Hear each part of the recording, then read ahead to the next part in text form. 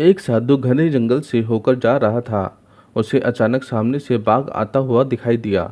साधु ने सोचा कि अब तो उसके प्राण नहीं बचेंगे। यह बाघ निश्चय ही उसे खा जाएगा। साधु भय के मारे कांपने लगा।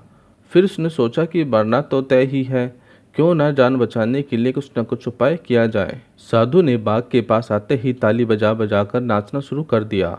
बाघ को यह देखकर बहुत आश्चर्य हुआ। वह बोला, और मूर्ख, क्यों नाच रहा है? क्या तुम्हें नहीं पता कि मैं तुम्हें कुछ देर में खा डालूंगा?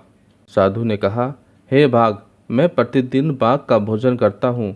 मेरी झोली में एक बाघ तो पहले से ही है, किंतु वह मेरे लिए अपर्याप्त है। मुझे एक और बाघ चाहिए था। मैं उसी की खोज में जंगल में आया था। तुम अपने आप मेरे पास आ गए हो, इसलिए मुझे खुशी हो रही है। साधु की बात सुनकर बाघ मन ही मन कुछ डरा, फिर भी उसे विश्वास नहीं हुआ। उसने साधु से कहा, तुम अपनी झोली में बाघ को मुझे दिखाओ। यदि नहीं दिखा सकते तो मैं तुम्हें मार डालूंगा। साधु ने उत्तर दिया, ठीक है, अभी दिखाता हूँ, तुम जरा ठहरो।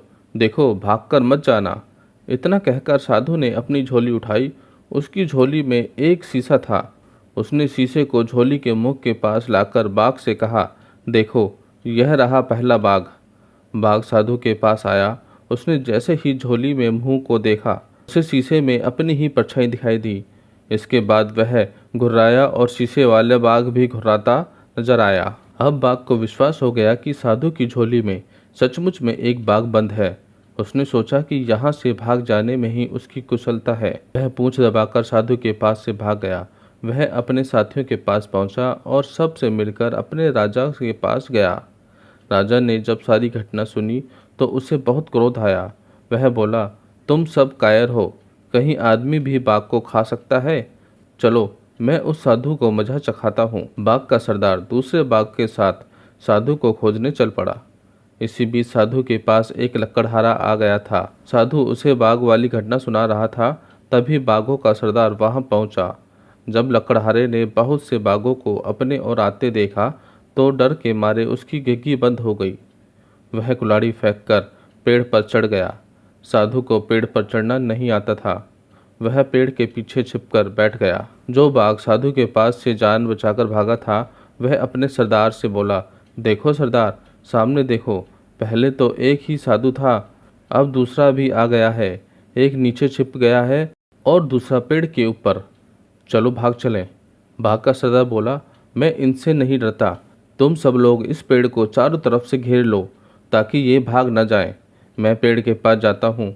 इतना कहकर बाघों का सरदार पेड़ की तरफ बढ़ने लगा। साधु और लकड़हारा अपनी अपनी जान की खैर बनाने लगे।